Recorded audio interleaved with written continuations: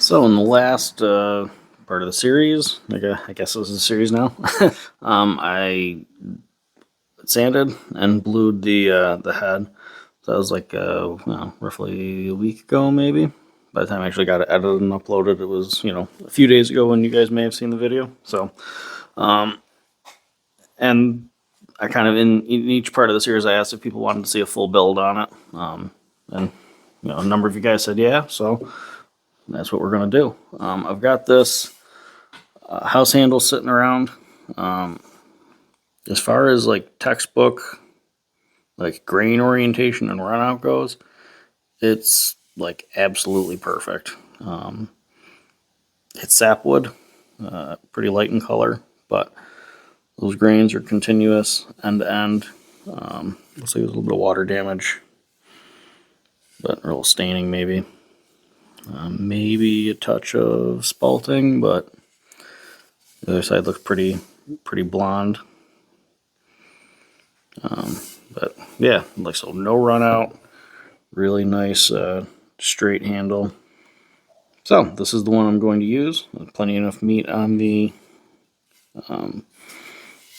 palm swell here, or the knob end, so I can do my usual scroll end and kind of shape it up. It's a 28-inch handle, so it's going to be a little bit on the shorter side, but I think that'll go well with this, Connecticut pattern. I think it'll look good with it. So I'll bring you in for another closer look at the end product. So you can see some of that scratching. I'm okay with it, like I said, because I wasn't going to go deep enough to get rid of all the pitting. So overall, I don't think it stands out too bad. Again, I was kind of fighting my my OCD on just not completely sanding all of it, but that wasn't the point of this build. So it's tempting though. Yeah.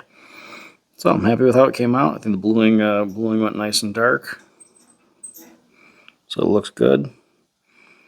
With sanding, it kept enough of that, enough of that stamp. So I think that still looks good. That S started getting just a little bit light. The Flint edge, and TrueTemper looks pretty nice and deep. So I'm happy with that. I think it looks good. The pull definitely looks, a million times better. Nice crisp lines now here. So, yeah.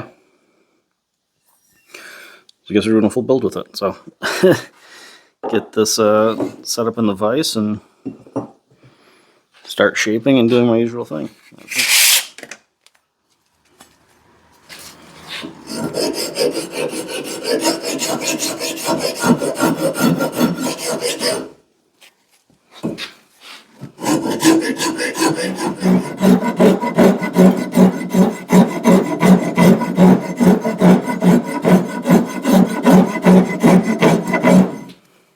Now it's gradual, but you gotta, I like it when you kind of lay that shoulder down for that transition from the tongue to the, the handle there. So.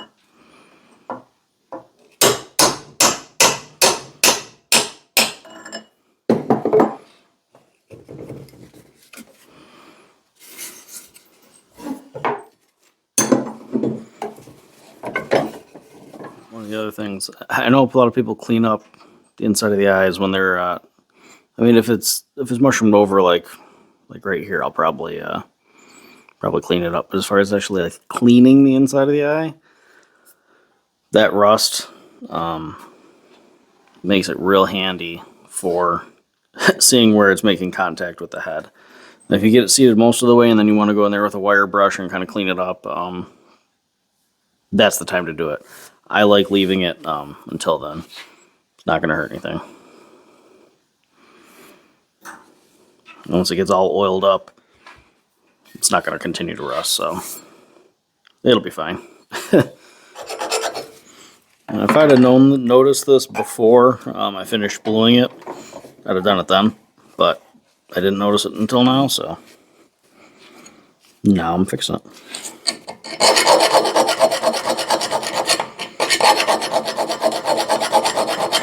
I'm making some pretty good progress here.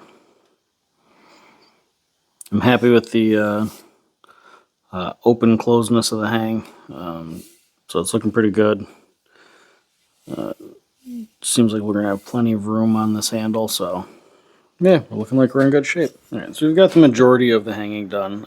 Really just got to come like that last ½ inch or so, which I'm fine with. So now I want to just move on to shaping the handle like I usually do. This one's really not too bad to start. I'm going to take a little bit out of the back here, a little bit out of here, and then kind of just work on the palm swell. So get after it.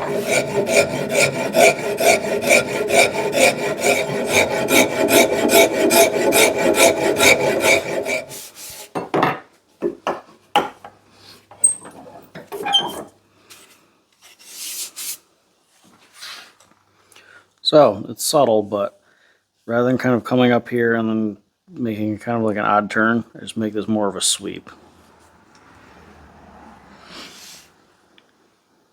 So I'm pretty happy with this. Maybe thin it down a little bit in here too.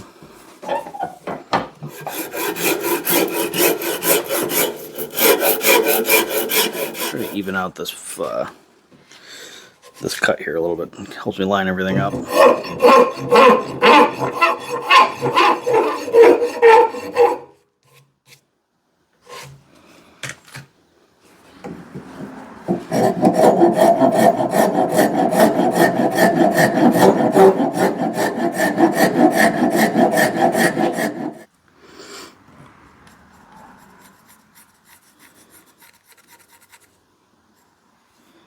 Alright, so we've got the rough outline of where we want our palm swell to go here. And basically what I'm going to do is just take this round, half round rasp, and just hollow it out from that line down this way.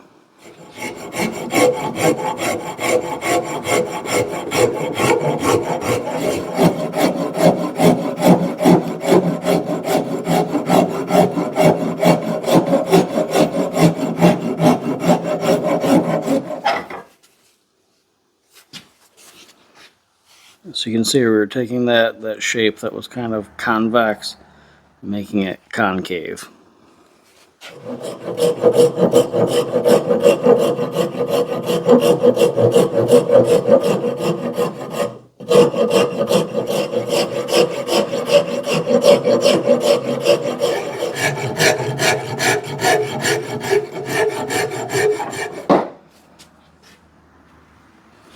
So we're making some decent progress here.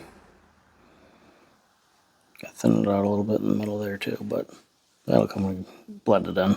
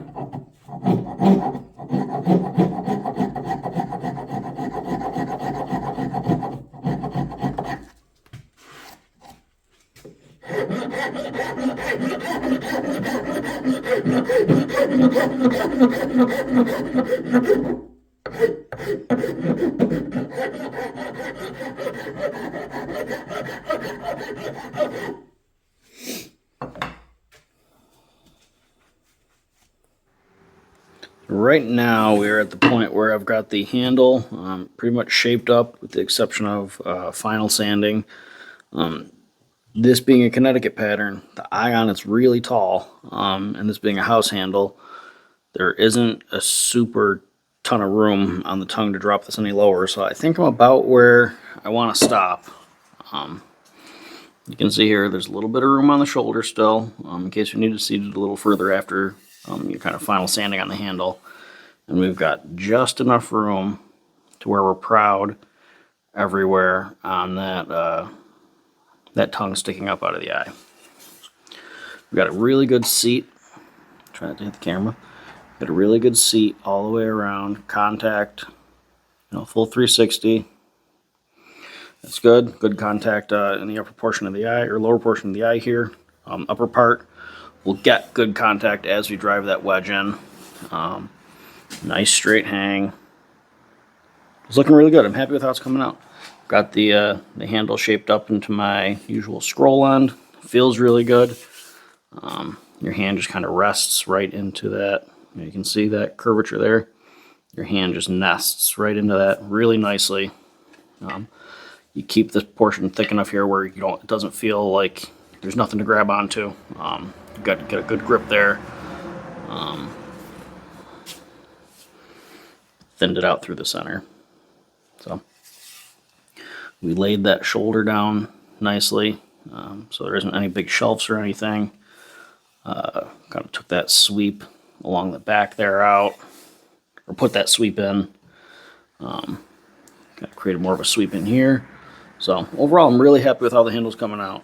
Again, this is one of those ones that was it was blonde wood, so it's not heartwood, but the grain orientation on it and lack of runout is just absolutely perfect. So super excited about that. You can see here from the end, again, really vertical grains. If you care about that, if you don't, if you think it doesn't matter, okay, it doesn't. Either way, I think this handle is coming out along nicely, and I think it's a good pairing with this nicely fixed up head. So right now I've just got some 100 grit on here, just trying to even out. We've got some tool marks from the rasps and files, so just even those out and kind of fine tune the shape just a tiny bit, and really just smooth it out.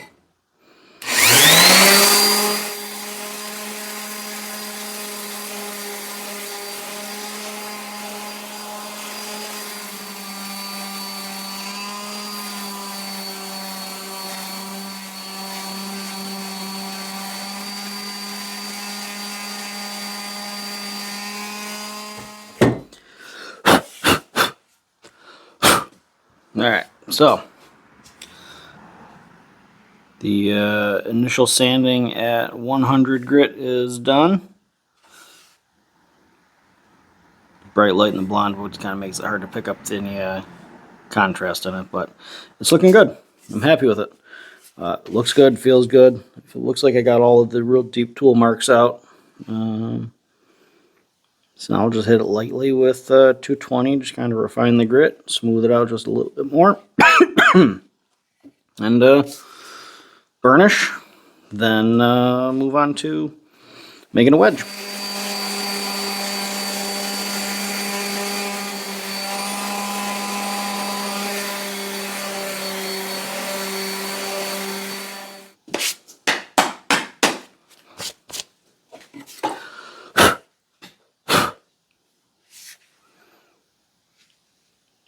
$220.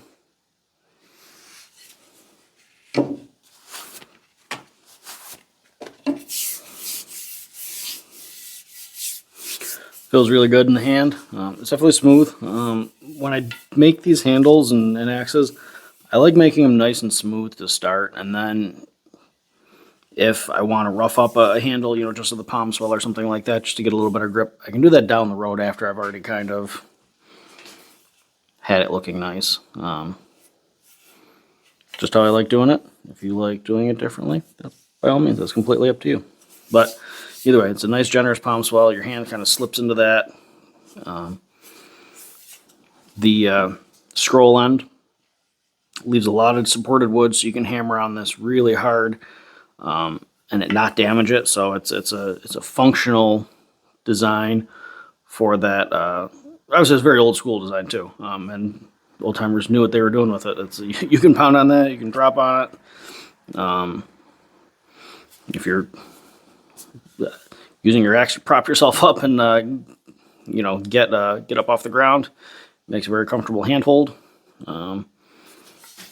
So I like it. I'm a big fan. I put it on just about everything. Is it necessary? No. You could lop it off straight and have just a plain fawn's foot, but I like it.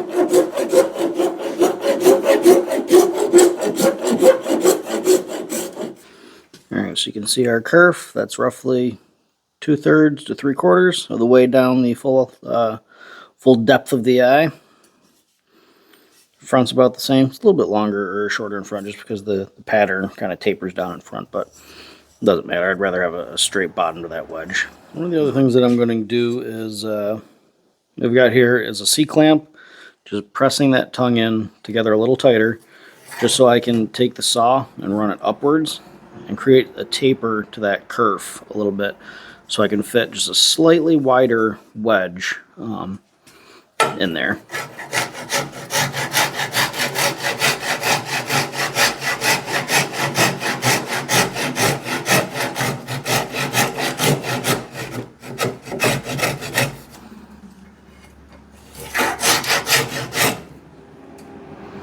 And once you run the saw through, just take it and put a quarter turn on it, if that, eighth of a turn.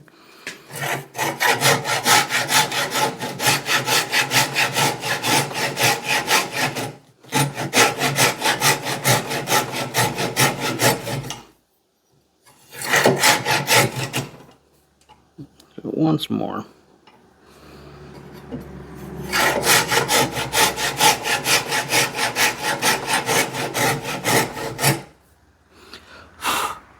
It just cleans up that kerf really nicely too. You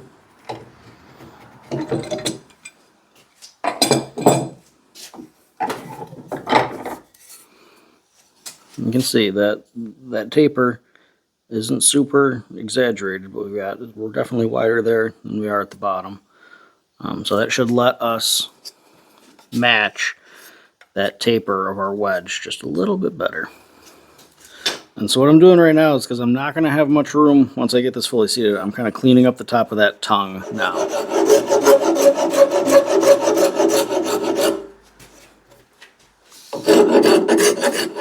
So I got a nice fat poplar one here. This is a pre-made wedge, but it's nice and thick, so this one should work nicely. And I do like how poplar compresses. It might not be some of the prettier wood, but it is very functional. And like I said, this eye, with the way the tongue's sitting in the eye, it's got kind of an uneven gap to fill a little bit. So it should work nicely for this. So one of the things that I like using to shape the wedges is actually this little Stanley low angle block plane. I think it's a number 60.5. So works really well for it. Just kind of take that edge flat, chamfer the side so it fits in the front of the eye well.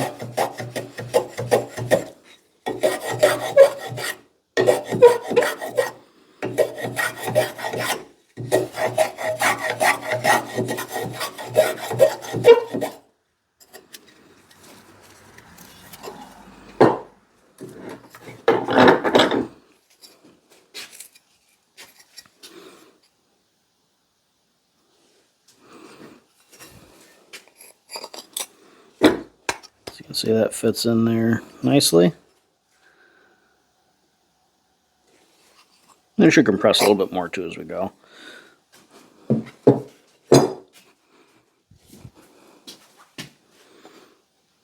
And the point to where that starts getting tight in the eye is higher than where it is here, so we should be able to seat this wedge pretty much all the way, past where it gets tight, and it should fill up nicely. So now the next step is just burnishing our handle.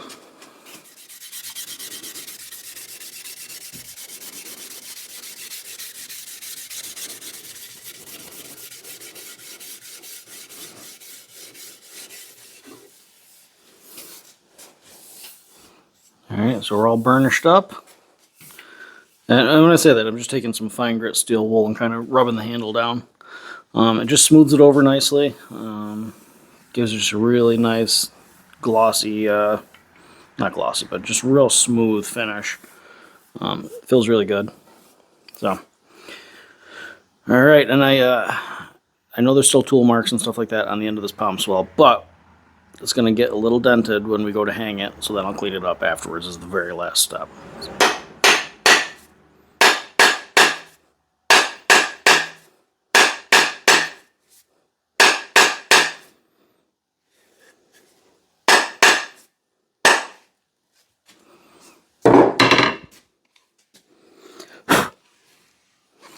Alright, nice tight hang. We've got our tongue sitting just proud enough. I'm glad I cleaned it up when I did. And kind of see that uneven gap that we got to fill. So that's why I kind of chose to go with poplar rather than like the maple or the locust, where it's kind of more of an even curve to fill. So should work nicely. We'll get our little palm swell saver and drive it home. Alright, so we've got our little leather palm swell saver, which is just like a little leather cup essentially. And I just use that to set it on the concrete, just to save a little bit of damage on that that palm swell when we're driving this wedge. Got our poplar wedge.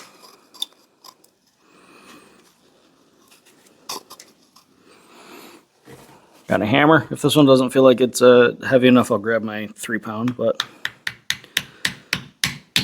just start driving it. A lot of times I'll wait to oil it until afterwards, because you can do what you want, but my line of thinking is drive it dry, and then once you oil it afterwards, that oil's going to soak in and swell the wood and lock it in just that little bit extra. If you want to use oil as lubrication, great, go for it. If you want to glue it, great, go for it. I don't do that, but whatever floats your boat, it's your axe, right? So then I usually just kind of take my feet and hold that palm swell in place as I drive. And another reason why I like using the cut gloves here.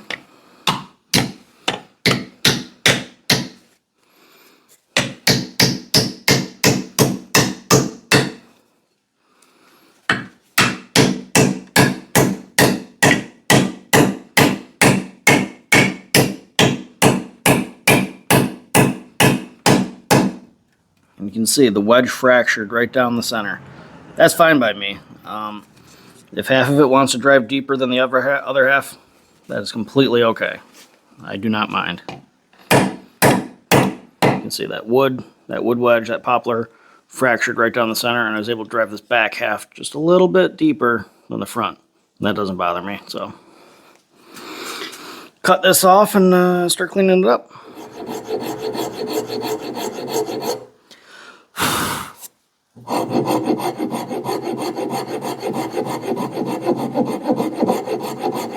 Alright, so we've got that wedge driven in there.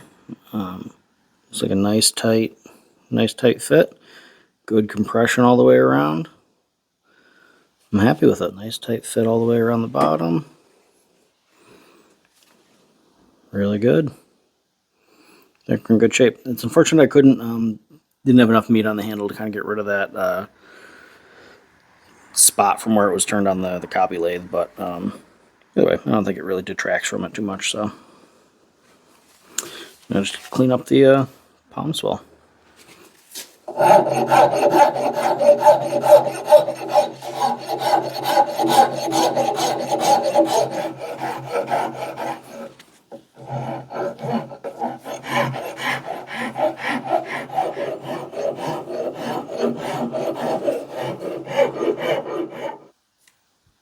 Well, the handle is all shaped up. Really, the only thing that's left to do is just sharpen it and put some oil on the handle. I've got a little bit of time today, right now. Don't really have time to do a full sharpening video on it. Maybe I'll include that in this one, but probably not. Just in the interest of trying to release videos on somewhat of a consistent schedule. I'll probably end up oiling it in this video, and then maybe sharpening it in another standalone video.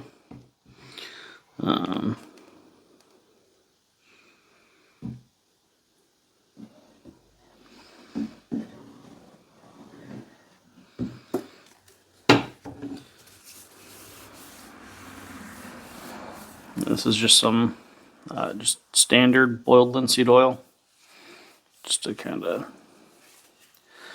nourish that wood, get it oiled up, protected.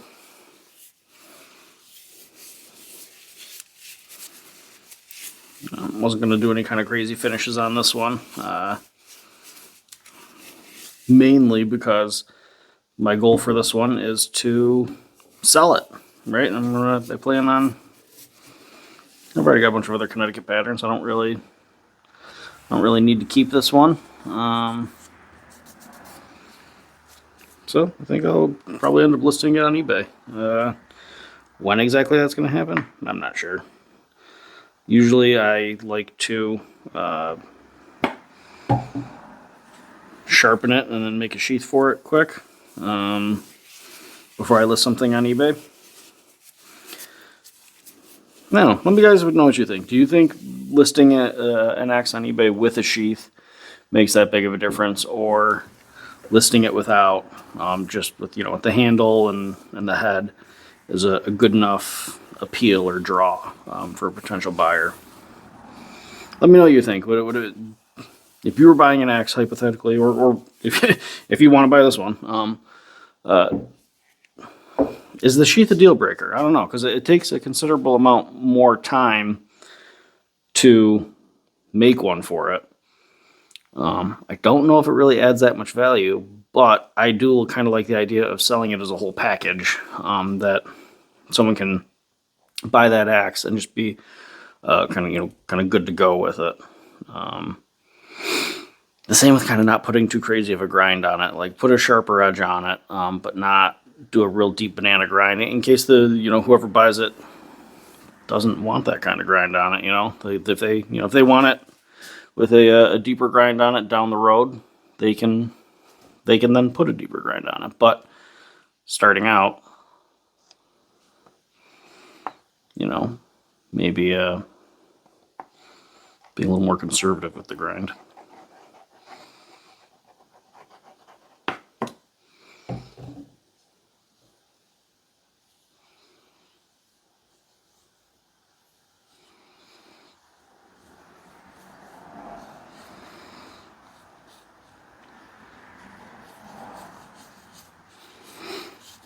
Let me know what you guys think, because if the general consensus is that the sheath doesn't really either add that much value to it or isn't necessary, maybe I'll list this sooner than later. If I need to make a sheath for it, or if everyone kind of agrees that a sheath is a nice aspect to it, probably take a little longer, but eventually still going to list it. Happy with how it came out though. That hang is nice and tight.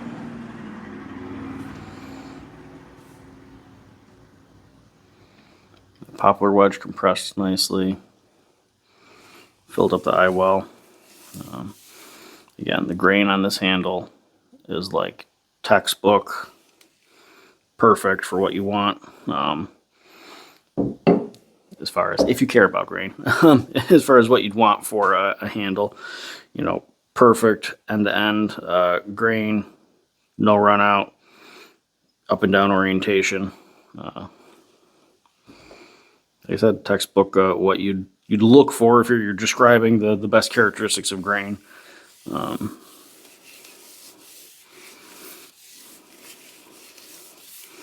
And that's not to say that you can't get a handle that has a little bit of run out or has, not perfect vertical grain.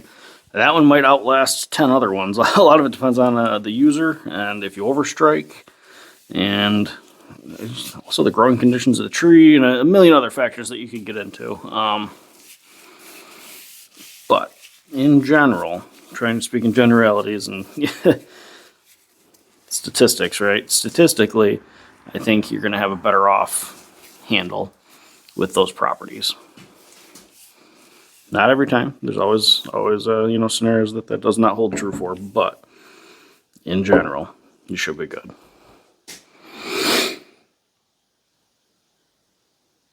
So yeah, this is where I'll kind of end this video. I'll do the last part either kind of with it sharpened and if I make a sheath or not. And then that last one, I'll have the eBay listing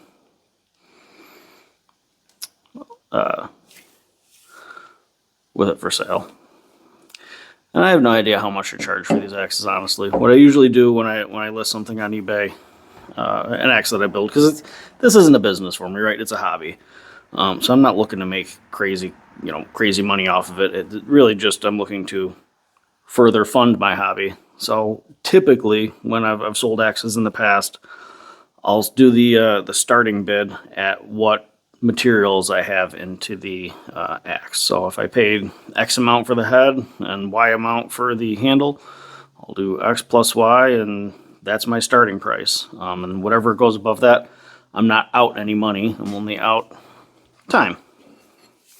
But again, because this is a hobby and I enjoy doing it, I don't mind that. I mean, granted, it's always nice when an axe sells for, way more than what you put in for it, because it can mean I can buy a bunch more heads, or if we do a big handle order or something like that. But yeah, in general, that's how I start my pricing out. So just let the market kind of drive it where it goes, and I don't lose any money to start.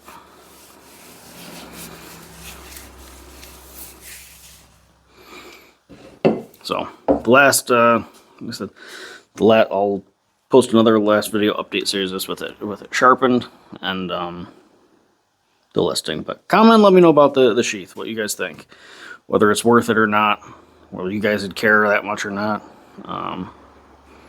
If you have a feeling the opinions are probably going to be split half and half. Some of you guys are going to say, oh yeah, definitely put the sheath with it or mask with it, and the other one's going to be like, yeah, it doesn't really matter. I keep it in my garage and don't, it's going to be a wall hanger or whatever, various reasons why they wouldn't need one. But yeah, we'll see. I'm not an expert leather worker by any means, so it's I don't know how much it adds to the whole package.